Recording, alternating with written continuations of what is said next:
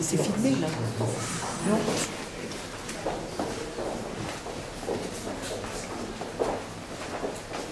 Alors voilà cette fameuse galerie des fêtes qui a été construite et inaugurée en 1840.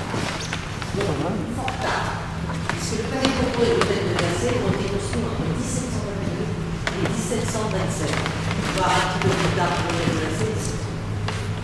Alors pourquoi cette galerie a été construite plus tard? Tout simplement parce que l'Assemblée n'était pas propriétaire des bâtiments. Vous êtes d'accord? Au départ, le palais Bourbon, c'était la résidence de la duchesse de Louise-Françoise de Bourbon, qui était la plus légitimée de Louis XIV, une malade de l'histoire, c'était la et bien sûr, le roi de Versailles, Marie de Versailles, était le conseiller et l'ami intime de la duchesse. Et puis, à l'époque, il y avait la marine qui était très importante, donc la marine est représentée. Et vous avez là-bas le bon gouvernement. Alors, sachez que les bustes sont ces genres cristal de Noël, qui viennent donc du café de la Tchécoslovaquie. Voilà. Vous avez quand même 95 ans pour eux. Elle a fait racheter l'hôtel de Versailles en 1843. Imaginez bien plus tard. Et c'est à ce moment-là qu'elle a pu effectivement décider de remplacer la petite galerie en bois qui ne peut sûrement pas payer une mine par cette belle galerie des fêtes qui sert essentiellement pour le passage du président. Parce qu'au départ, c'est ça. L'origine, c'est le passage du président. Alors, le président de séance, parce que ce n'est pas forcément monsieur Accueilli, président de l'Assemblée, qui va passer là, parce que vous avez vu dans le site de voir de représentation. Donc, c'est soit monsieur Accueilli ou l'un des 6 vice-présidents qui, à tour de rôle, le remplace. Voilà. Donc, il démarre, que ce soit le matin, l'après-midi ou la nuit, de cette porte centrale, là-bas, vous voyez. Parce que derrière, il y a le bureau officiel du président de l'Assemblée qu'on appelle le cabinet du départ. Voilà. Donc, 5 minutes avant. Il est précédé de 2 de mes collègues huissiers. Vous savez, ceux qui sont en costume noir avec la queue depuis derrière et les chaînes devant. Alors, sachez quand même que les chaînes devant, c'est une chose qu'ils faisaient autrefois. Ils avaient la responsabilité des clés du palais. D'où le mot huissier, il y a le mot vice, tout simplement. Et c'est à la venue du président Gambetta qu'il a décidé de faire mettre ces tapisseries de Gobelins, voilà, et de Beauvais. C'est avec ce drapé bleuté comme un rideau de Saint-Théâtre. Bien, alors là, avant de rentrer au siège d'Assemblée, regardez, là ce ne sont pas des enfants, bien sûr, c'est pas pur. Les murs étant nus, c'était du temps de M. Fabius, qui était président de l'Assemblée. Il a demandé au peintre Alain Chasserie, vous voyez, son nom est inscrit en haut à gauche, qui a fait ça entre 92 et 93, d'après une maxime du poète Jean Tardieu que vous pouvez lire. Voilà. Et de ce côté-là, il a carrément représenté les 4 éléments de la vie grâce auxquels nous sommes vivants. Voilà. Il les a mis en clair dans les murs. Alors, on aime ou on n'aime pas, mais disons que ça... Vous savez qu'il y a une personne qui n'a absolument pas le droit de l'intégrer ici. Le président de la République. Il a essayé. Et je pense qu'ils essaieront encore, quel que soit le président. Il a réussi à faire quelque chose, monsieur le président. C'est là où vous avez des gens qui attendent et qui, en attendant, ils marchent. Ça ne conduit pas vers nous. Voilà. Donc, ces personnes, ce sont des journalistes, plus particulièrement de la presse écrite, qui viennent s'installer, vous voyez, à ces tables et qui attendent le rendez-vous, parce que ce n'est pas forcément le passage obligé des ministres et des députés ici. Voilà. Alors, il y a quelques chaînes qui viennent s'installer ici, la télévision, comme la chaîne parlementaire, BFM, vous voyez.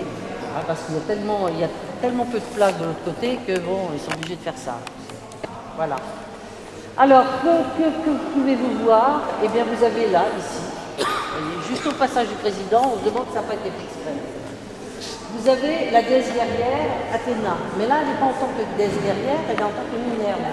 Et la Minerve, c'est la déesse de la sagesse. Vous voyez, donc au passage, s'il peut prendre un peu de cette sagesse, c'est pas mal. Voilà. Après, de chaque côté, vous avez des couples de bronze qui se trouvaient dans les jardins du château de Marly dans les Yvelines. Alors, le château a brûlé, et par contre, il paraît qu'il y a des belles dépendances encore. Et bien, sachez que ce sont les architectes du premier hémicycle, parce qu'aujourd'hui, ce que vous allez voir, ce n'est pas le premier hémicycle. Donc, du premier hémicycle, celui de 1798, qui les ont amenés ici, hein, Gisors et Leclerc. Voilà. Alors, pour connaître leur histoire, c'est assez triste. Hein. C'est magnifique, mais c'est très triste.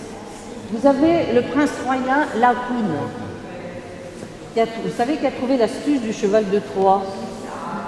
Vous savez ce qu'il en est advenu, hein? Voilà. Bon, le problème, les dieux de l'Olympe, ça les a froissés qu'un simple mortel et trouvé une astuce d'une des dieux. Alors ils se sont mis en colère. Dans les angles, vous avez des statues de législateurs antiques qui vont strictement rien vous dire, de romains et de grecs. Mais est-ce que vous avez été voir le Sénat? Non? Oui. Ben, vous avez vu derrière le président, vous avez des statues. Eh bien, à l'époque, dans l'hémicycle de la société, les voilà. Il en manque deux. Parce qu'ils se trouvaient dans une autre salle par la suite et qui a brûlé lors de l'OAS. Donc du coup, Démosthène et Cicéron, qui a fondé l'humanité, hein, et le comte Albert de Main, qui était un de ses fervents rivaux, qui a, lui, par contre, fondé le cercle d'ouvriers catholiques, mais encadré par l'aristote. Voilà. Alors, pourquoi la télévision vient s'installer ici? Ben, c'est simple. Parce que la plupart des députés, par où passent-ils? Dans cette porte là-bas. Donc, ils se mettent au centre, vous avez vu dans le petit film, et allons-y gaiement, et ils peuvent avoir toutes les interviews qu'ils veulent. Bon, bien sûr, si le député n'a pas du tout envie, ben, il dit non. Vous voyez ces rosaces, vous en voyez partout. Alors, je ne sais pas si vous connaissez, vous savez pourquoi. Mais vous allez le savoir, je vais vous le dire si vous ne savez pas.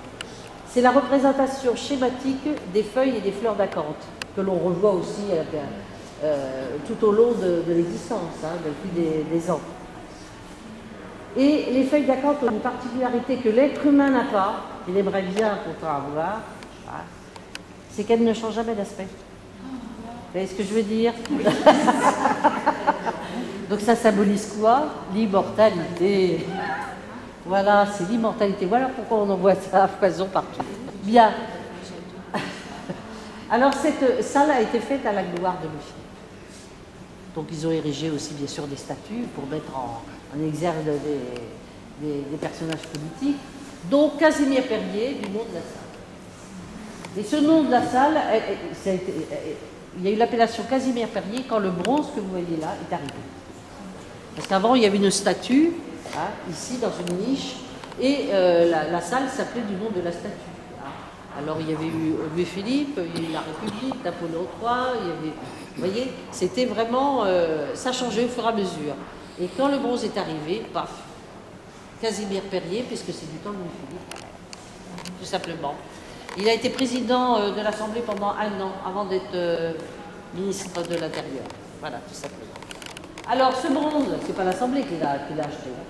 C'est le gouvernement de l'époque qui l'a offert. Que s'est-il passé ce jour-là dans la salle des menus plaisirs à Versailles? Non seulement il y avait des membres du tiers-état, mais aussi quelques membres du clergé et de la noblesse. Alors là, Louis XVI, bien sûr, l'a su, hein, a envoyé son émissaire, le marquis de Debrézé, vous voyez, qui a la canne, hein, pour demander à l'Assemblée de sortir. Et pour bien dire que c'est terminé, même avant d'être recommencé, il a demandé à ce que les bancs soient déménagés, vous voyez.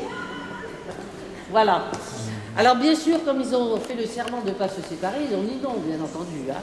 Et vous avez Mirabeau qui lui fait face et qui lui a rétorqué une célèbre phrase, ou tout du moins lui attribué cette phrase, dont je vous en donne une des traductions les plus simples. Allez dire à votre maître, c'est-à-dire à Louis XVI, que nous sommes ici par la volonté du peuple.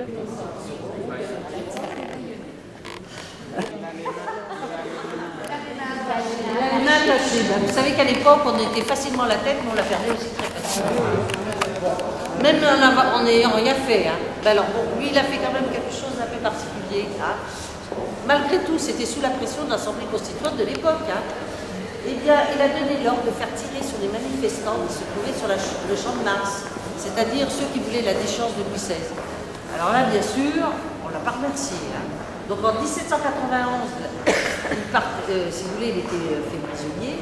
Et là, tel que vous voyez, il partait se faire, en 93, se faire. Alors, la sphère, elle est faite en granit noir. Elle est très très lourde, beaucoup plus lourde que le bronze qui pèse 3,7 tonnes. Elle pèse 12 tonnes. 12 tonnes. 2 mètres de diamètre, on ne fait pas comme ça. Hein. Alors, il paraît que dans le piédestal, il y aura un cœur en or.